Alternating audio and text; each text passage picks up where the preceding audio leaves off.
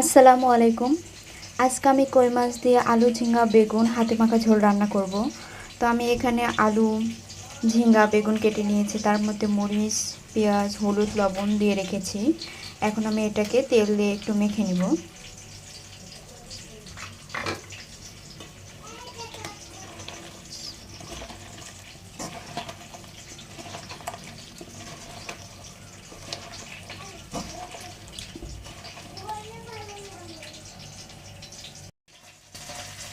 আমার মাখানো শেষ। এখন আমি এর মধ্যে কিছুটা পানি দিয়ে দিব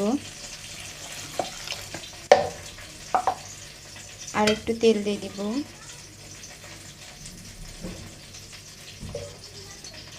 তো আমি এটা চুলায় বসিয়ে দিয়েছি এবং ঢাকনা দিয়ে দিব এবং রান্না করে নেব। তো আমার তরকারিতে বলক চলে এসেছে। এর মধ্যে আগে থেকে ভেজে রাখা কই মাছগুলো ঢেলে দিব এবং ঢাকনা দিয়ে রেখে দিব। তো আমার কই মাছ দিয়ে হাতে মাখে ঝোল রান্না শেষ, তোমরা দেখতে পারতেছো।